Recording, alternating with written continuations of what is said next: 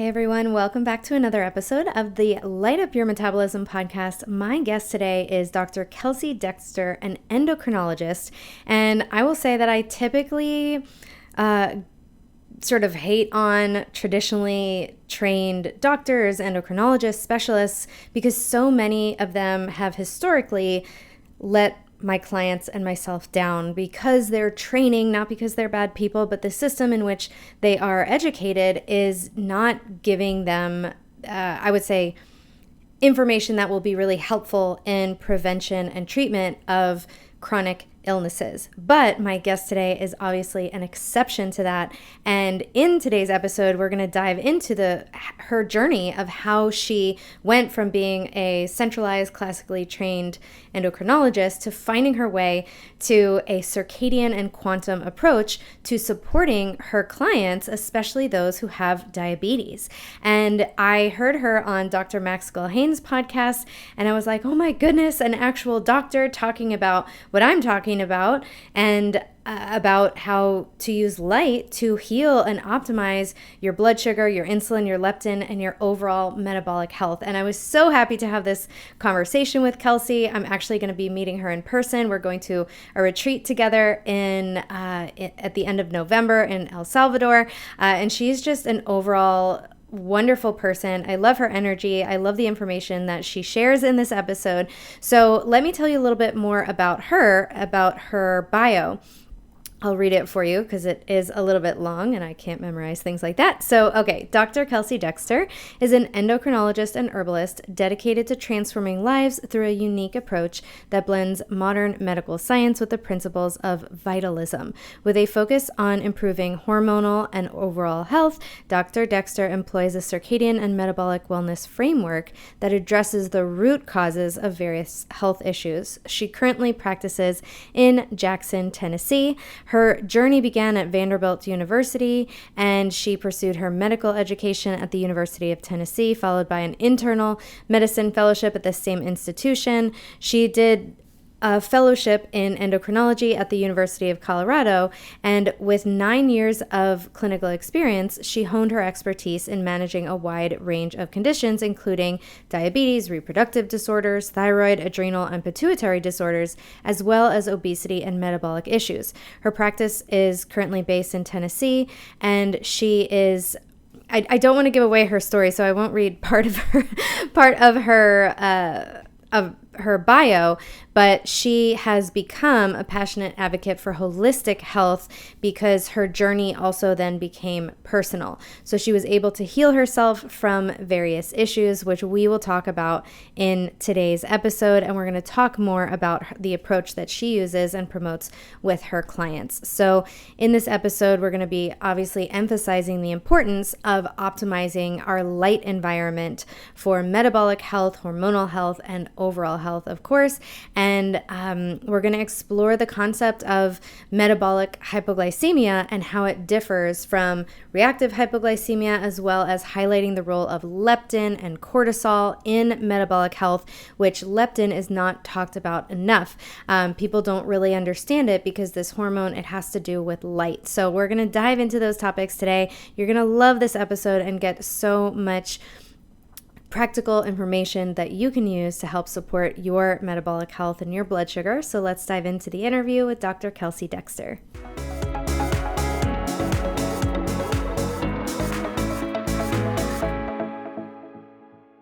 Dr. Kelsey, welcome to the Light Up Your Metabolism podcast. Thanks for being here today. Thanks so much for having me. I'm very excited. Yeah, so I'd love to start with your story and how your own health and how you started working with clients, because I know that you went to medical school and you're a doctor, but I want to hear your whole transition into more of a holistic and then circadian and quantum approach to healing, and how you diverted and found your way from, I guess, maybe mainstream medicine. Yeah.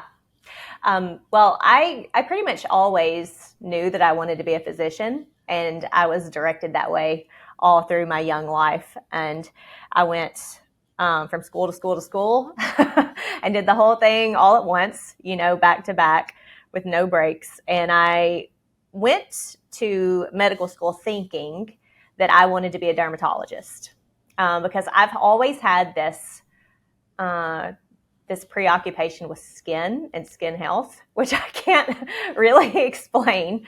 But from the time I was a teenager, I was like preaching sunscreen for all, right? This was, I don't know where this early indoctrination came from, but I was vehemently anti-sun for the majority of my young and adult life. And, I went to medical school, and then I was sort of thinking about different specialties and what really would make a big impact on public health at large. And I could see metabolic health as really the biggest issue that we were facing as a culture. And I loved metabolism. So I decided to go into endocrinology so I could study metabolism in detail. And then I trained at the University of Colorado, and they have one of the biggest obesity research centers in the country. So I had a lot of really, really good centralized teachers, right? And I think I've always been kind of holistically minded, and I had considered integrative medicine as an offshoot of my internal medicine training at one point. But back when I trained, there weren't any programs that were easily accessible for residents with a lot of student loan debt. So that was kind of off the table for me at the time. But when I was in fellowship, I was working in the School of Public Health, looking at health parameters for community gardeners, and how like new gardeners were changing insulin sensitivity and blood pressure and A1C and these things over a gardening season. And it's interesting to me now because I didn't really see the connection, that what we were actually looking at was nature connection, right? And how that impacts health, and how being in the sun and being with hands in the soil, grounded, impacts these health parameters. So I've been following these threads, and I just sort of was leaning that way anyway. But what did you see? What were the results of the study? Well, it was a pilot study. So we basically were looking at feasibility for a bigger study that we were pitching to the American Cancer Society. And I left the program before we did the big study. So I wish now that I hadn't, but life takes us in different directions sometimes.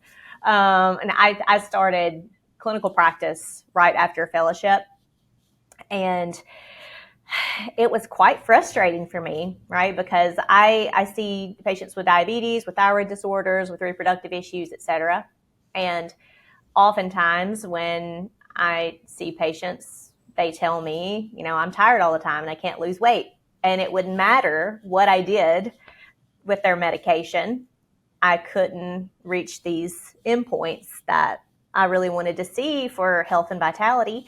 And then, it's not all about medicine, right? And I, in my practice, try to use the least amount of medicine possible to achieve a goal. And I didn't have the time to sit and talk to these patients about all the lifestyle factors that pertain to metabolic health. So I was already kind of doing a deep dive on diet, exercise, and I was, in the food world for a long time thinking that food was so important to this picture. And it is important, but maybe not in the way that I always thought. So I got pretty sick myself about 3 or 4 years ago, started having some weird neurologic symptoms, numbness and flushing heat in my feet, and like pain in my facial nerves. And the doctors that I consulted with kind of said, you're in your mid-30s and this could only really be one thing. This demographic, you probably have multiple sclerosis. Do you want to do an MRI and verify that? And I I was not going to identify with that diagnosis. And I said, I don't need that. I don't want that tied to me forever. And I'm going to figure this out and I'm going to fix it. So when I started doing a deep dive on MS and the incidence data, like looking at latitude, I come across this, right? And I see people at the equator have a very, very low incidence of this condition. And the further away you move from the sunshine, the more people are diagnosed. And so it just clicked for me. And I said, this is a vitamin D problem, right? Because there is this association in literature with multiple sclerosis and vitamin D improving outcomes. But that's not sunshine, not the same thing. So I decided, though, that in addition to supplementing the D, at the time I was going to try to make my own D. And I started this sun practice, trying to build a solar callus, right, and be able to harness the energy from sunlight. My entire life, of course, I was bathing in SPF 100, and I thought that I was really sun sensitive because I was not acclimated to receive sunshine at all. And it surprised me immensely when I spent just a couple weeks out in morning sunlight and UVA rise, and then I was able to be in full spectrum sunlight and not get a sunburn. So this was quite an education for me overall. But I started diving into sunlight as a vital form of nutrition, right, for the human body. And the more that I learned about the way the sun and circadian rhythm impact our physiology, it's like it blew my mind. And I couldn't believe that we didn't talk about this and learn about this more fully anyway in medical training. And it totally shifted the way I think about health. And now that's all I can talk about. So I know that feeling. Yeah.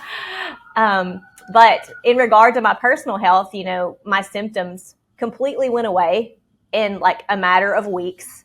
And I felt the best I've ever felt in my entire life.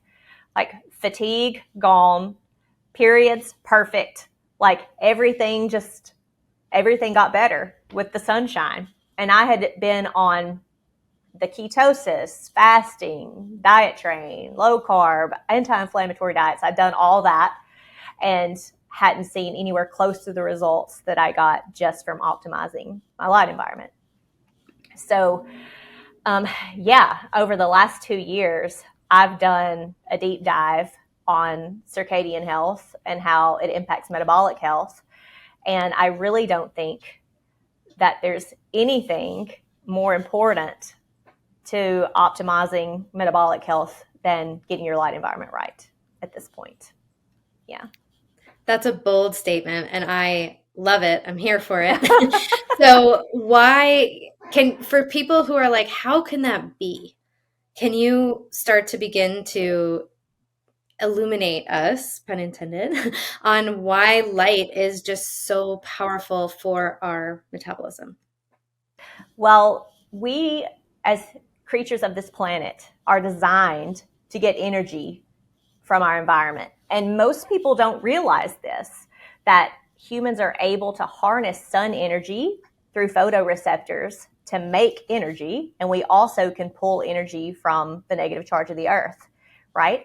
So we are supposed to be getting this exchange all the time. If we were living on the earth as we were designed under the light of the sun, we'd be getting energy from above and below. And our body expects that, and it responds to those signals. And essentially, every cell in the body has a circadian clock, and it works best at a certain time with certain inputs. And whenever we optimize the external inputs, it causes everything else to become synchronous. It creates a symphony out of chaos. So whenever we are trying to change our dietary inputs, but our environmental inputs otherwise are not right for physiology, then we're fighting against these abnormal hormone cascades and all these signals that impact the way we handle food and energy. So I really think, for me, trying to explain this to patients when I say, hey, you have weight loss resistance, hey, you have insulin resistance, try going outside barefoot. The buy-in is really tough, right? Because they think this is so simple. No, this cannot possibly fix my problem.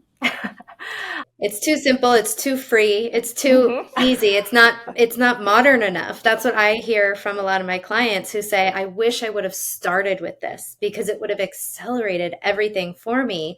And I do hear that often, that it feels too simple to be effective.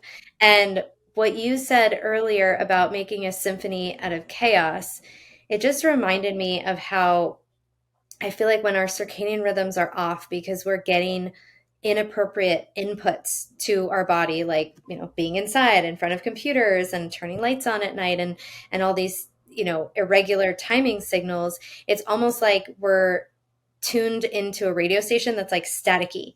And then once we go outside, it's kind of like, whoop, we like get to the station and all that clarity comes because like the signal is more, coherent. And so it just reminded me of that. And that's literally a frequency, and everything's frequency. And the light is a frequency. So it just that picture kind of came in my head to sort of be this visual to help people maybe understand a little bit that chaos that's happening. Yeah, coherence is a really good word to use. I think about coherence in many different aspects of health and the way energy impacts our body in that way. But yeah, I think the indoctrination is really tough because generally medicine is telling people to stay out of the sun. And how it's like every organization, every major organization has these guidelines around sun exposure and, don't go out if the UV index is this high and always wear sunscreen. And it's just, it's really hard to fight that narrative. And it takes time to sort of explain how we can safely interface with the sun and talk to people about the actual data, right? If they're not looking for it, and we are the bridge for them to find it, it takes some work to break up all these past ideas and shift the paradigm. Yeah, I also see with so many of like you just look at a general article, it's like it's really important to have vitamin D. I mean, even talking with ChatGPT, which is like the summary of the internet, is like it'll I'll ask ChatGPT something about like how do you get vitamin D? And it's like stay out of the sun between this time. And it's like, well, then I wouldn't be getting it. It's like it's important to have vitamin D, but stay out of the sun. It's like those two things don't coexist together because we can't replace sunlight with one nutrient in a capsule. And you mentioned earlier that sunlight is a nutrient. And if we think about it like this full spectrum nutrient, can you explain what you mean by that a little bit more? Well, in addition to, providing energy and just signaling different aspects of physiology, it sunlight catalyzes all of these hormonal cascades. And I mean, there are so many different functions in the body that sunlight touches that it's hard to even go through them all, right? Yeah. But I just think about sunlight as medicine, as, improving metabolism, increasing our sex hormone production, improving dopamine levels, serotonin, helping us make melatonin at night.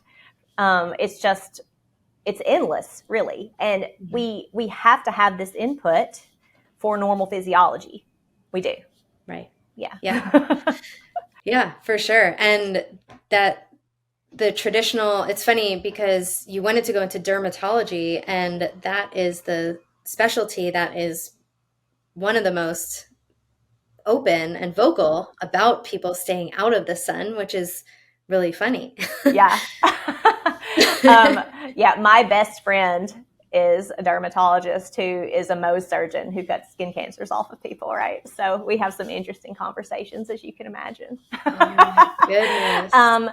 But I think it's also really interesting. I was thinking about this today. How many people use sunless tanning lotion, right? They want to be tan, but they also avoid the sun. So we intuitively know as a culture that having a tan is healthy. It looks healthy. It looks attractive. People want a tan. And they try to get one without getting in the sun, which is crazy to me, you know? Yeah, that's really interesting. So I grew up on Long Island, New York, and it is one of the biggest flexes you could do is get a tan. It was always when I was growing up, it's like, oh, look how dark I am. Look how dark I got. Like I got so much sun on vacation. And like getting a tan was like a huge deal. It was like a really good thing. It was very promoted where I came from. And I feel like luckily when I was younger, my mom would always be like, Danielle, get your face out in the sun. She would always want me to get in the sun. And then around that time, like I would say mid to late 90s, and I don't know, you can look this up, but that's when sunscreen started, I feel like, coming a little bit more on the radar. And then some of my friends would, like, their parents were lathering them in sunscreen. I never had sunscreen for many years of my life. But it started to really be a thing. And then I could also associate certain times of my life with like the tanner I was, the healthier I was, and the lower my weight. And it was like, it's just such an interesting thing. So you mentioned a solar callus. Can you explain what that is, why you want one, and how you get one safely? So I used to think about solar callus just meaning a tan, and it sort of means that, right? But not all tan people have resiliency and can harness sunshine. It depends on like how acclimated their cells are to receiving. So just as an example, like I know people who have Fitzpatrick 1 skin types, which that's the palest of the pale, right? That would freckle and burn and not tan, quote unquote, who can build a solar callus over time and not burn and still be relatively tan. And I think so having a solar callus just means that you've built up this natural resilience to sun exposure, and it also, so I think about melanin and this resilience as not just being protection, but it's like our antenna for sunshine so that we can actually hold solar energy and use that to make energy from water in our cells.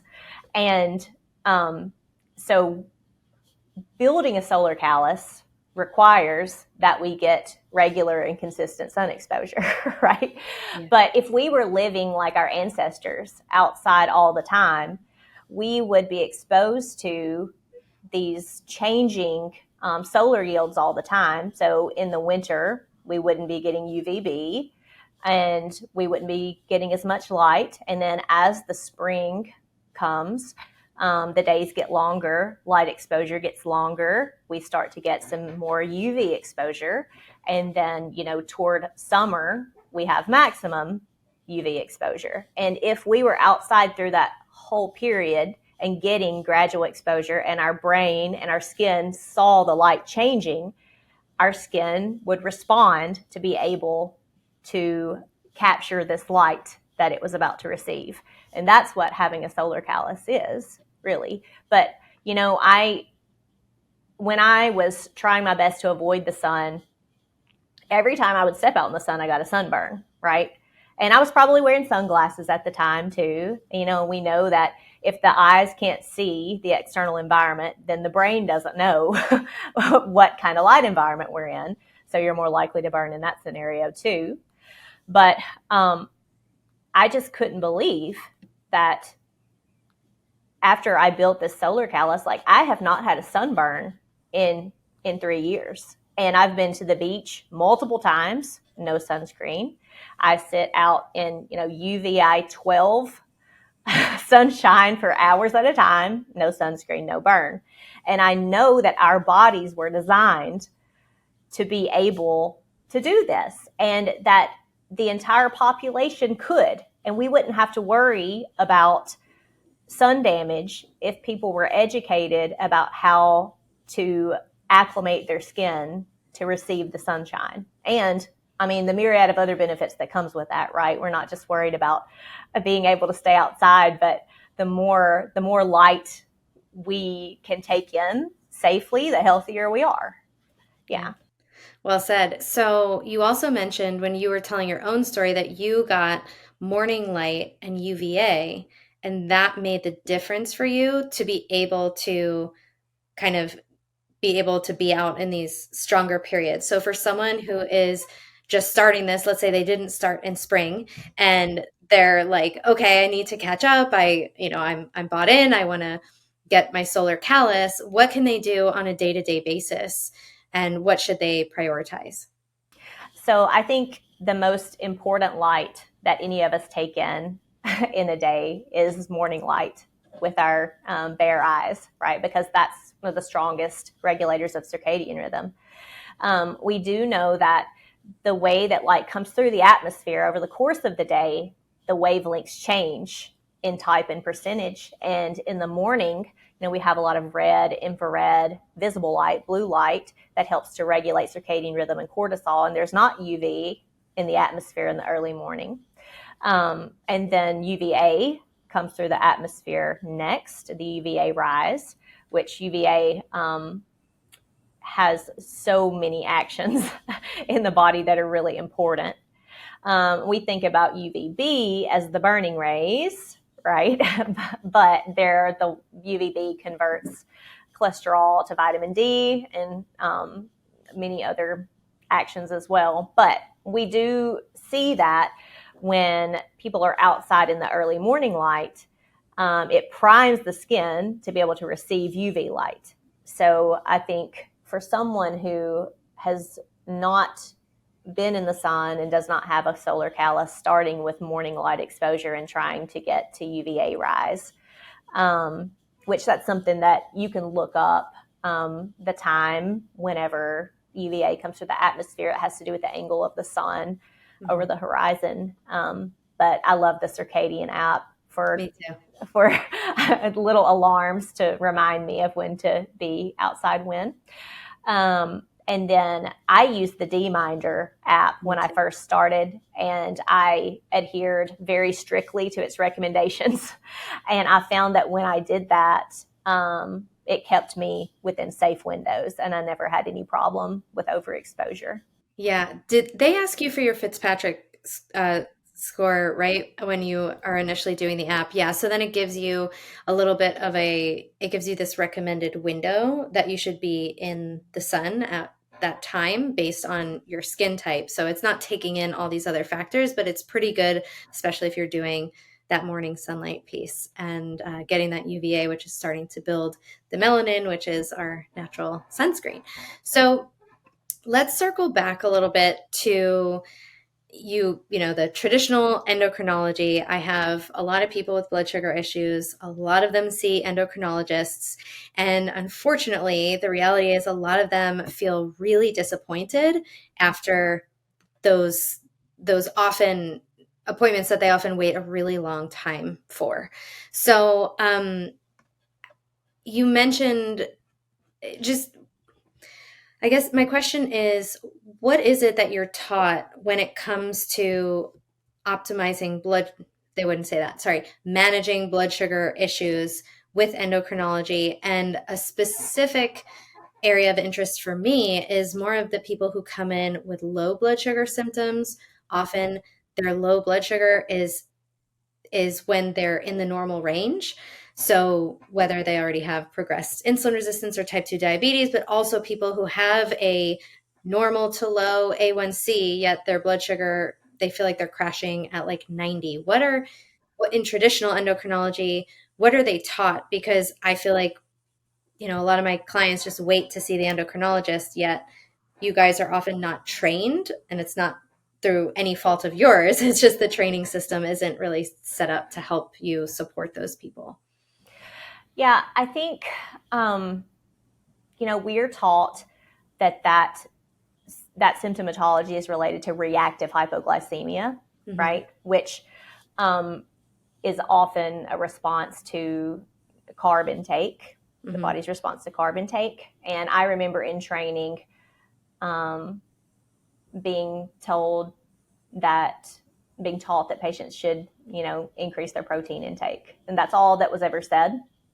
So I feel really sad hearing you talk about the people you work with and how disappointed they are.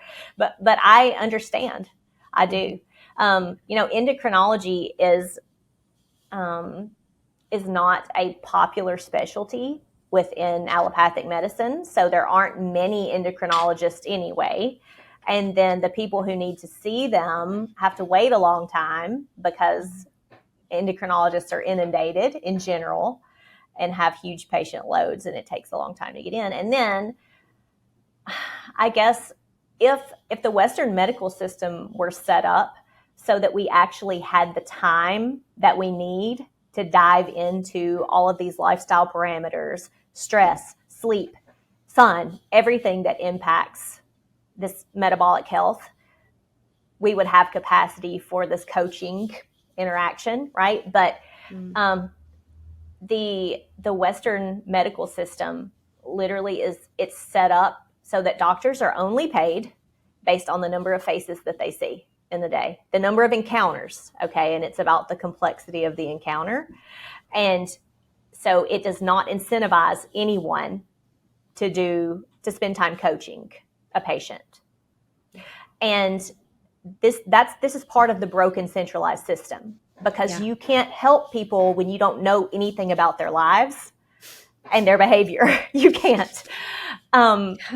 So luckily for me, my centralized practice was very flexible because I demanded that I need at minimum 40 minutes with a new patient, which that's like luxurious.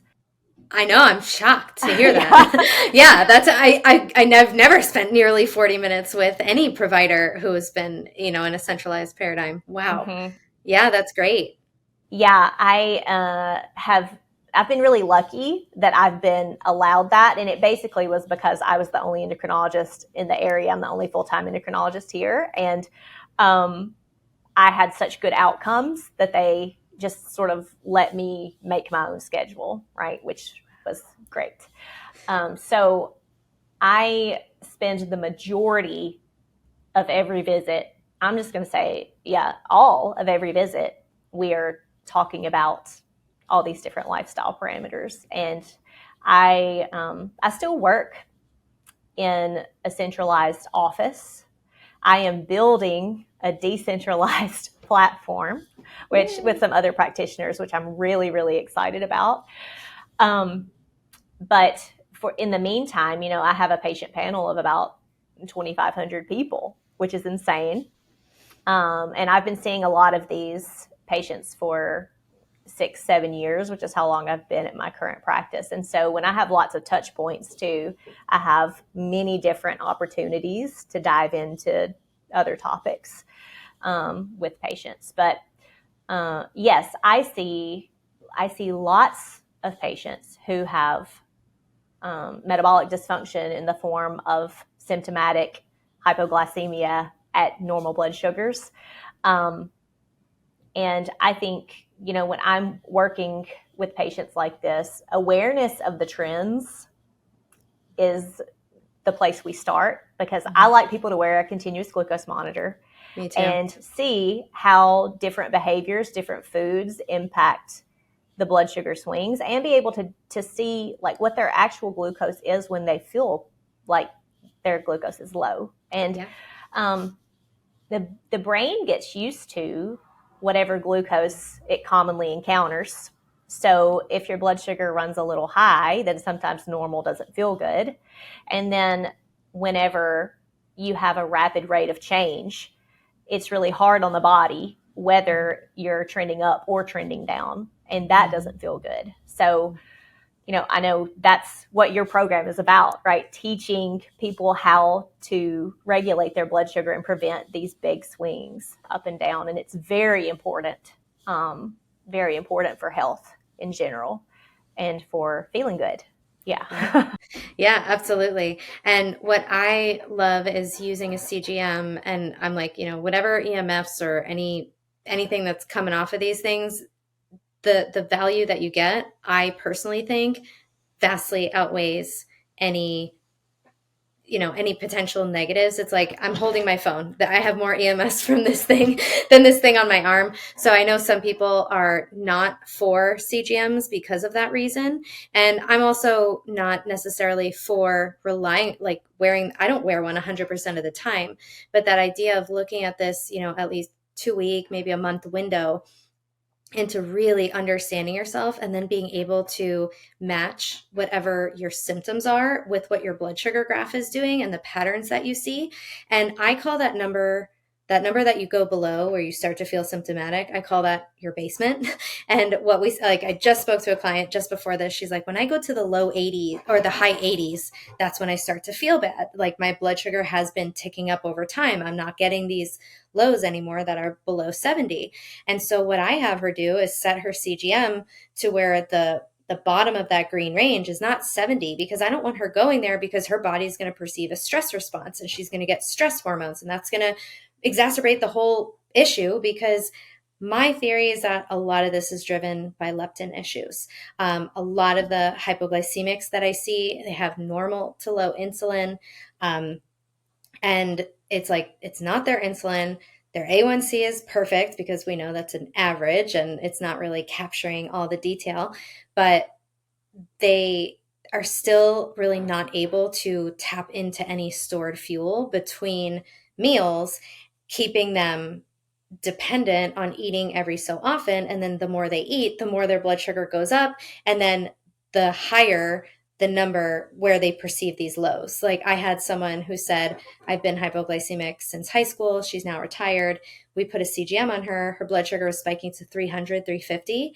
And her lows were at 160. And her doctor completely missed the fact that she had advanced type 2 diabetes and was doing nothing for the hypoglycemia besides saying like, oh, just have some orange juice or glucose tablets when you're going low. And it's like, this is not a type 1 diabetic. You can't address blood sugar lows the same in all people. But it makes it really hard when someone feels like their symptoms are, I feel like I'm going to die if I don't eat, yet she has type 2 diabetes. So you can't tell her, don't eat between meals right now. Like that can't be the first line of defense, right? So there's just a different way of working with these people. And I've started to coin I've coined this term. I don't know what you think about it. I don't know. Maybe you'll tell me it already exists or there's something different. But I was thinking of the word functional hypoglycemia, but some people use that for reactive hypoglycemia. And honestly, what I see is that a lot of people, it's not after a meal that they're having issues. It was like me, it was before meals, between meals, like where I can't go long periods without eating.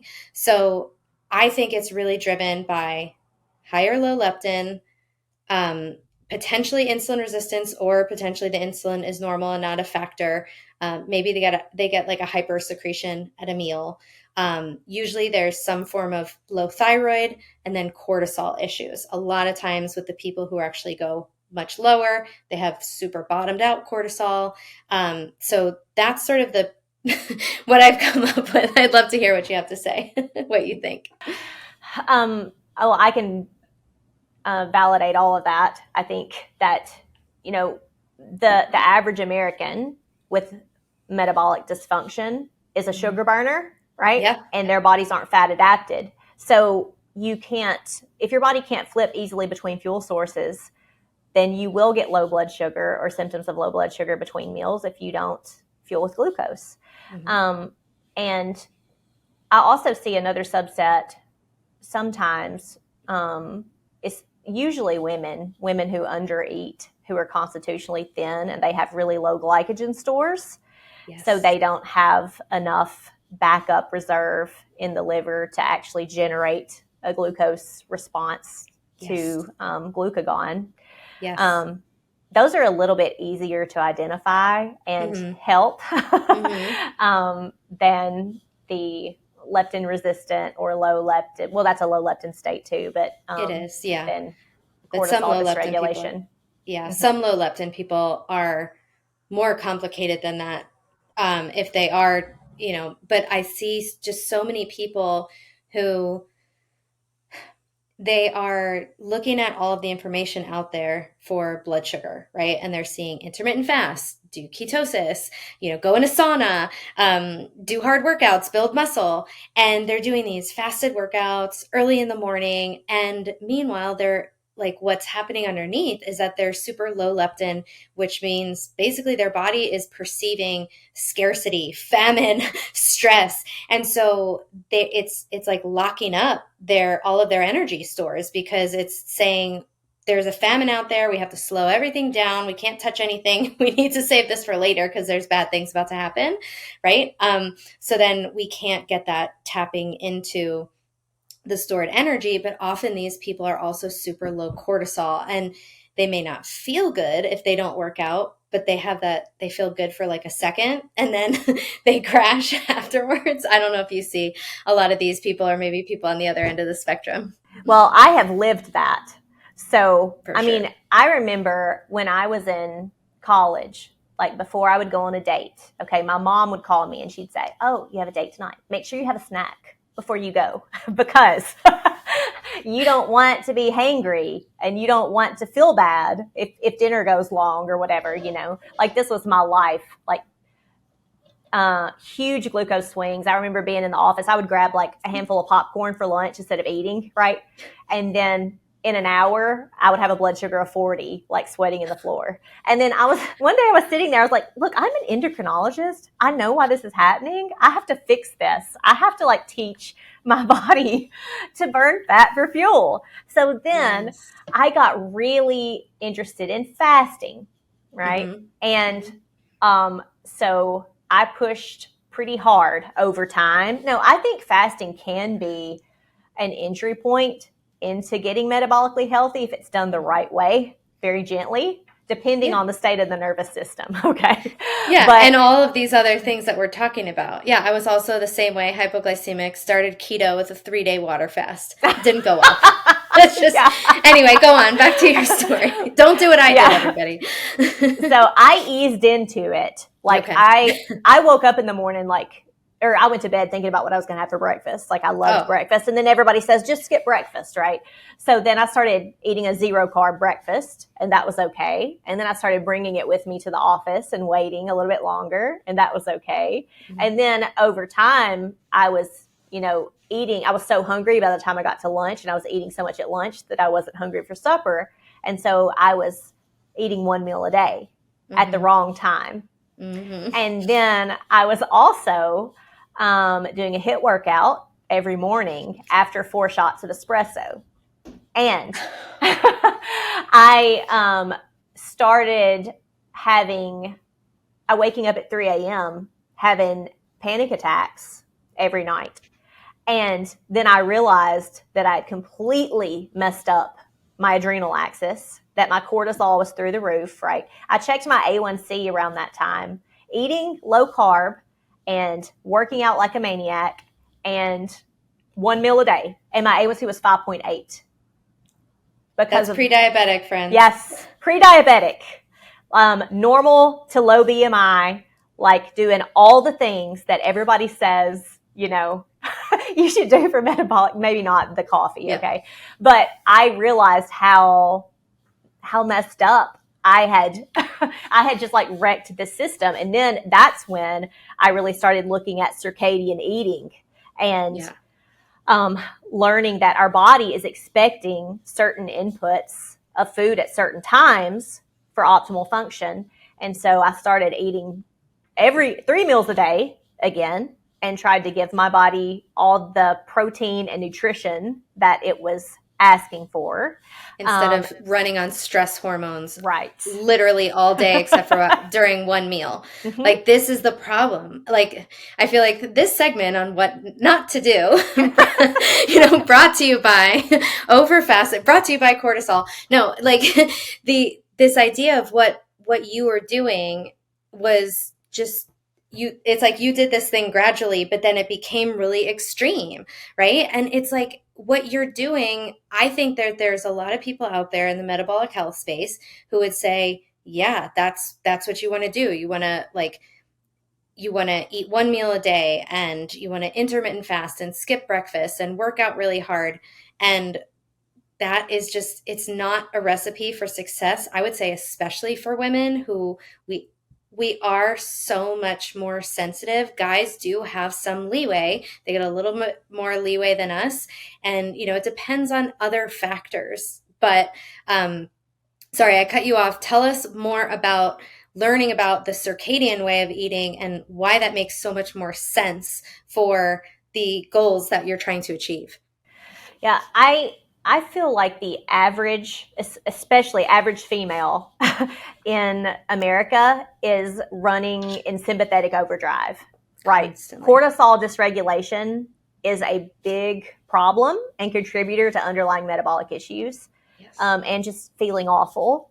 And we don't need to add even good stress, right? Quote unquote good stress, hormetic stress, to a system that's already stressed. Yeah. So before we can push and try for fasting protocols and autophagy protocols and these types of interventions or tools, we have to regulate the cortisol axis and send our body signals of safety. Mm-hmm. And if we were animals living out in nature, we would wake with the sun, and the first thing we would do is look for food, right? And we would eat. And whenever we got that nutrition for the day, it sends the signal to our body and says, you're safe, you're fed. And I think that's a really important, it's a really important thing for us to keep in mind, because that first meal of the day has a big impact on not only cortisol, but our leptin levels, which those two hormones are so tightly linked anyway. But that helps our body know that that it's safe. And if we're sensitized to leptin, it knows how much energy we have to burn. And that can improve metabolic health long term, because the body can see its own stored energy again, right? Yeah. Yeah, that was super helpful. Yeah. So if someone doesn't know what leptin is, that's a really great way to put it. Leptin is very complicated, but as one important thing that it does is it helps the body understand how much stored energy is there and see that energy accurately, kind of. So it knows that, oh, we have excess, like we can feel free to burn this. And a lot of times when we have that leptin resistance or the low leptin, our body thinks, again, that there's this famine happening, or that there's no body fat, there's nothing there to burn. So it doesn't see it. It's almost like putting blinders on the metabolism. And then with the leptin resistance, often that goes hand in hand with insulin resistance, which again is telling the body, like, store fat, build fat, don't touch the liver glycogen. You can't use that between meals. So it's like locking up everything that we have. And people, it's like a lot of times there's a lot of frustration that, I have excess body fat, but no energy. And if that's the case, you're struggling to tap into it or to be able to access it. Right. Yeah. So, there was one of the things that you said at the beginning. Why did you come to the conclusion that food isn't as important as you had originally thought? And how do you see food differently now? So I guess because I personally have done so much work around diet and then not seen the results that I was expecting, right? I mean, if you're eating low carb and then you're eating one meal a day and your A1C is 5.8, that just didn't make sense to me, right? Mm-hmm. And what to say? I've learned so much about, the energy that food holds and how important it is to eat food that's grown in your bioregion that has the same light signature, that's receiving the same light input that our bodies receive. But I really believe that you can do a lot of work on your diet and you can see improvement in metabolic health, but you can't be optimally healthy unless you get the circadian and light piece right. So when I started working with patients who were doing all the things that I asked them with their behavior, and we're seeing weight loss resistance, we're still seeing fatigue and all of these other symptoms that they really wanted to address from the beginning. And then we dive into the circadian piece and all of those things improve. I just decided that we needed to start there. It's just more important to start there. Start with the light. And I really believe, these people who operate in this energy lockdown, sugar burning state are, especially if they're not getting sunshine and grounding, are in the lowest possible energy state that the body can be in, right? Because we should be getting energy from our environment all the time. We should be getting sunshine energy. We should be getting electrons from the ground. And when we're missing that piece because we're wearing rubber-soled shoes and sunscreen and staying inside all the time, and then we're burning glucose for fuel instead of ketones and fat for fuel, which we make less energy from glucose than we do from ketones, right? We are in the lowest possible energy state. So it makes sense that people would say that they're fatigued. And when we can get, or we optimally would get 70% of our energy from the environment, when you start with that, a lot of times metabolic health shifts because the body recognizes that it's getting this other energy source. But I find when I try to explain this to people, especially people that have not come to me to understand this, it's a really difficult buy-in. And I think, there's nothing more powerful than these environmental signals when it comes to helping us achieve vitality. And that's the message that I'm trying to spread like wildfire if possible. I love it. And I think you have a really great way of explaining it. I love that, the energy from above and below. I think I'm a very visual person, so I'm visualizing all of this. And I think that works really well. And just thinking about, I think another piece is that when we're talking about metabolic health and the body getting and making energy, I love how you talked about that energy lockdown state. It's like the energy's locked away. But I also think about when people are functioning at like a low energy state. So they're sugar burning, their hormones are preventing them from burning fuel. They're not getting that free energy from their environment, and they're, in these infrared free indoor environments and all the blue light and everything. A lot of people who fall under that category, yes, have fatigue. But then I find some people who don't. And that I think is like this weird situation where they don't feel the fatigue. So they're not fully understanding how they're like, well, I have a cup of coffee, and maybe they're, snacking a little bit more often to kind of keep their energy up, or they just don't know. It's like their dimmer switch has been turned down and that's their normal, and they function through their day.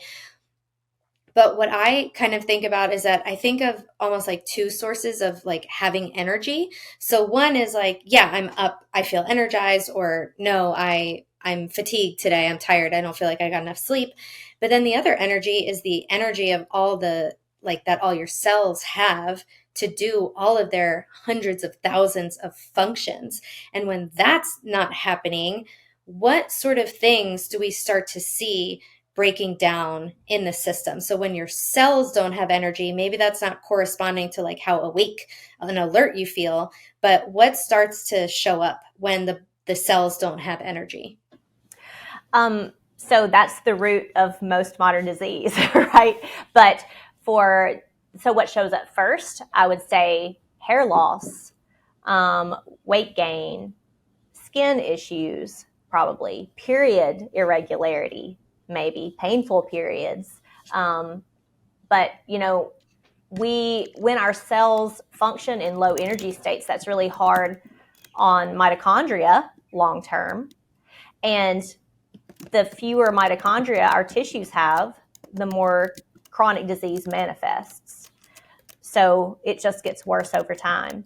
And I find I get that comment from patients a lot too. Well, I've been living this way for a long time and these symptoms just showed up. So there must be a new problem. Something right? new, yeah. Something new. But we can only stress the body in certain ways for so long before these signs start to manifest. Yeah. And symptoms are just the body communicating a problem, right? Yeah. So we really should be thankful for them in a way because it can help us to course correct. It definitely did for me. And I don't know that I would have ever come around to this new paradigm of thinking about health if I hadn't gotten sick in the first place.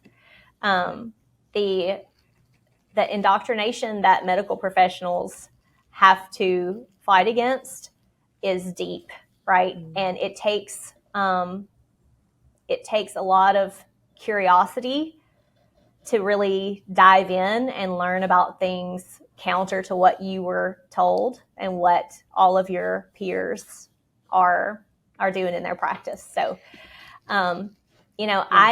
I know that many people are frustrated with their medical care. And I do see it from this other side where most doctors would love to do better, but they are stuck in this system that perpetuates these short visits and this tiny toolbox of medications, right?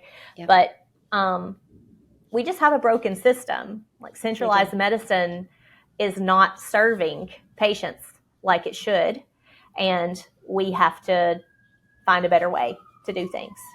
Yeah, I agree. It's not set up to help long-term chronic illnesses.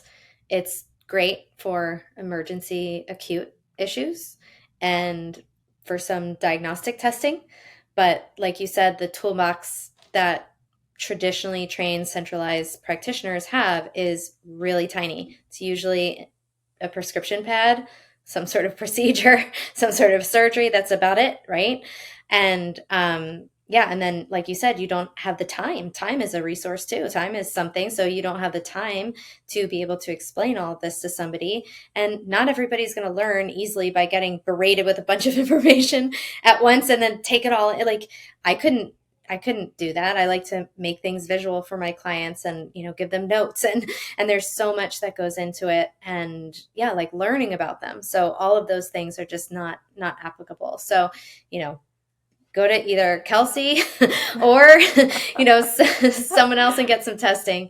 But so to give people a takeaway, what would you say are the things that if someone is struggling with their blood sugar and metabolic health, what would you say are some important things to do and to potentially avoid to really get them started or really see some really good shifts? So I really think that it's highly individualized depending on, current behavior, fasting insulin levels, what your blood sugars are, what your goals are.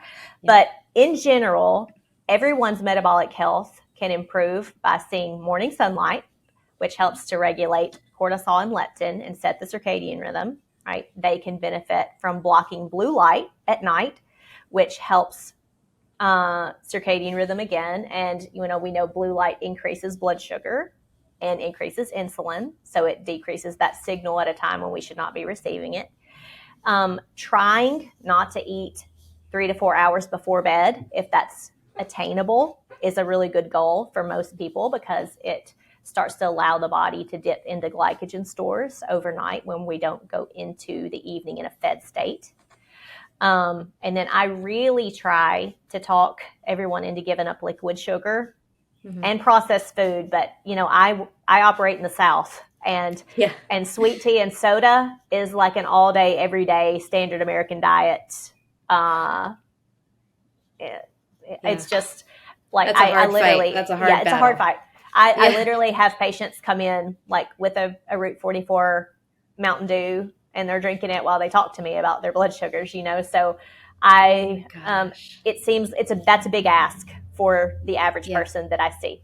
Yeah. Wow. So let's see, is there anything else? Those are the main things that I really try to encourage with every person that I see. And then things to avoid would be fasting when you are not fat adapted, aggressive dietary changes all at once.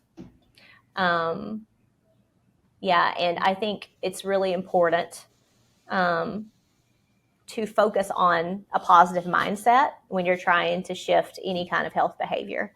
I find this a lot in women with weight loss resistance who have a lot of negative self-talk, and that will influence outcomes whenever you are trying to achieve a goal. Because we know that the placebo effect is so powerful that every single drug trial has to control for it, right? Because if I give you a pill and I tell you that it's going to lower your blood pressure and you believe it will, no matter what's in it, it will. So what we believe about our own health makes a huge difference. And so I like to encourage patients in that way too.